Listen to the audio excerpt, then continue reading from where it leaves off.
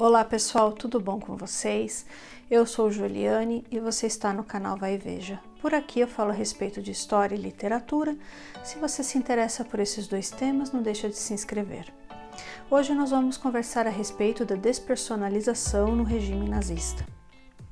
A ideologia nacional-socialista, ela não comporta a ideia de individualidade, da existência do indivíduo com vontades próprias. O indivíduo, ele existe apenas dentro daquilo que o Estado determina, certo? Então vamos ver, por exemplo, o que o Mussolini falou a respeito. Lembrando que o nazismo, ele é uma variante do fascismo. Anti-individualista. A concepção fascista de vida enfatiza a importância do Estado e aceita o indivíduo apenas na medida em que seus interesses coincidam com os do Estado. Então, por exemplo, um indivíduo ele não tem, dentro do nazismo e do fascismo, ele não tem vontades próprias, certo?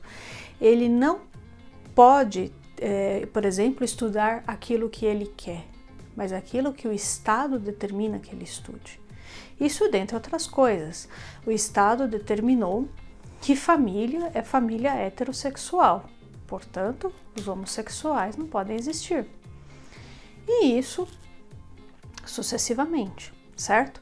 Se o Estado determina que as mulheres, entre aspas aqui arianas, têm que ter 5 filhos no mínimo, não adianta uma mulher alemã falar assim, eu vou ter um filho somente ou não vou ter nenhum, ou não vou me casar. Ela é obrigada a isso, entendem? Não existe indivíduo. Eu estou mostrando algumas fotos aí para vocês que representam bem o que o nacionalsocialismo pensava, né? Vocês estão vendo algum indivíduo aí nessas fotos? Vocês só estão vendo uma massa, né? E era exatamente isso que o nazismo e o fascismo pensavam.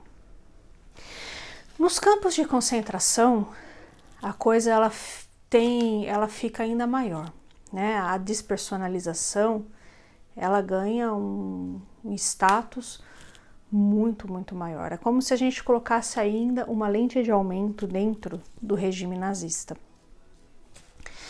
Então, primeiramente, né, a pergunta que a gente pode se fazer: por que em casos como no campo de concentração e extermínio de Sobibor, os guardas eles raspavam os cabelos dos prisioneiros e os deixavam nus?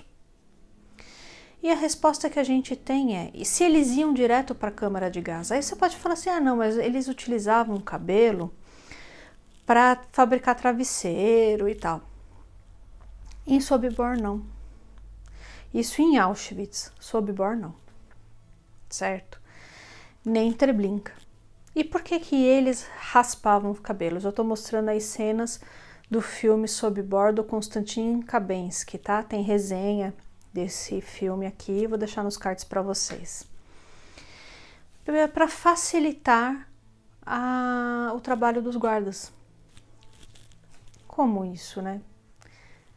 Simples assim. Um guarda, ele não poderia se identificar com a vítima, de maneira nenhuma, tá? Então, se um guarda, ele visse, por exemplo, um judeu ou outros prisioneiros, como as fotos que eu estou mostrando agora, né? Mulheres com filhos, com roupas, cabelos, chapéus, ele poderia ter uma piedade dessas pessoas e tentar salvar, por uma questão de identificação. Se eu raspo os cabelos, se eu deixo as pessoas nuas, sem calcinha, sem sutiã, sem cueca, tá? Que isso não, essas roupas não eram reutilizadas, né? Eu dou um status, eu confiro um status de animalidade a esses prisioneiros. E aí ninguém se identifica com eles, entendem? Então fica muito mais fácil um guarda pegar um grupo de mulheres, como aí na cena de Sobibor, um grupo de mulheres, jogar dentro de uma câmara de gás e ligar né, depositar lá o Zyklon B e matar essas pessoas, do que se elas estiverem com roupas e com cabelo. Compreendem?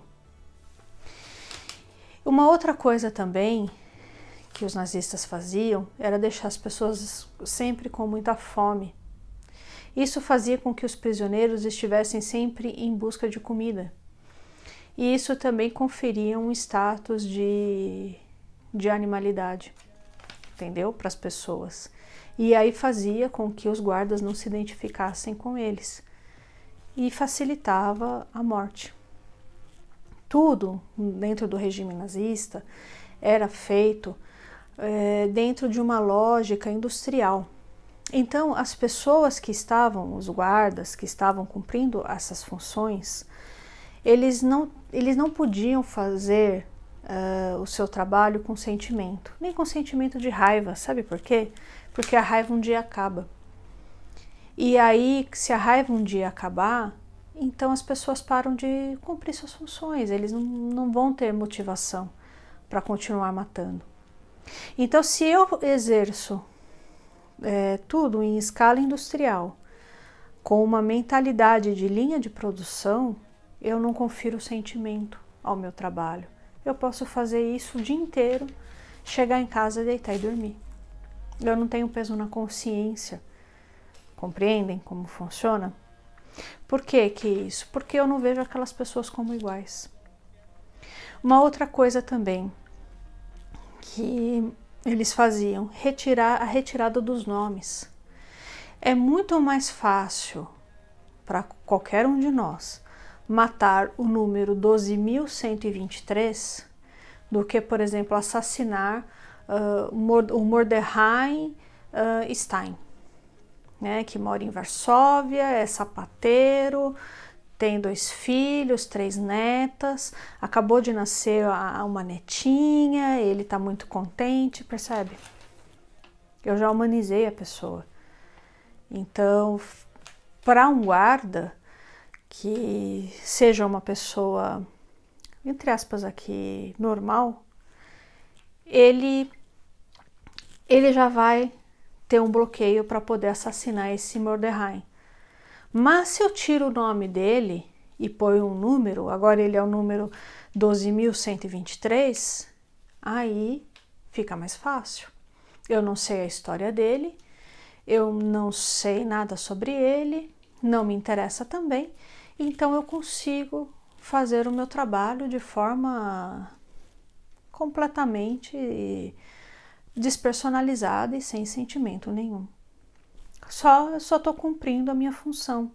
Compreendem como funciona a mentalidade? Como funcionou o nazismo?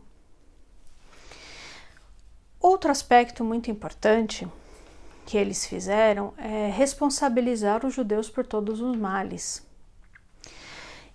Mas o interessante é que eles não responsabilizaram figuras específicas, entendeu?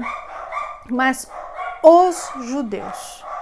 Então, se eu falasse assim, vamos supor que eu sou nazista, né? E eu falasse assim, os judeus, né? Eles são responsáveis pela democracia liberal, eles são responsáveis pelo comunismo, pelos bolcheviques, são responsáveis pela crise de 29, pelo Pacto de Versalhes, pelo Tratado de Versalhes.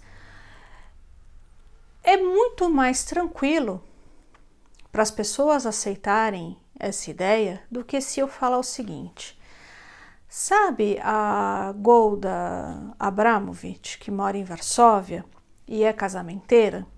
Aí a pessoa vai falar, sei.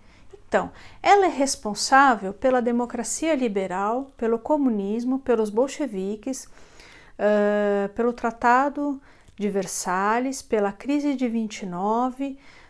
Só vou falar, você tá louca, né? Você tá louca que a casamenteira vai ser responsável por tudo isso. Vai procurar o que fazer. Percebe?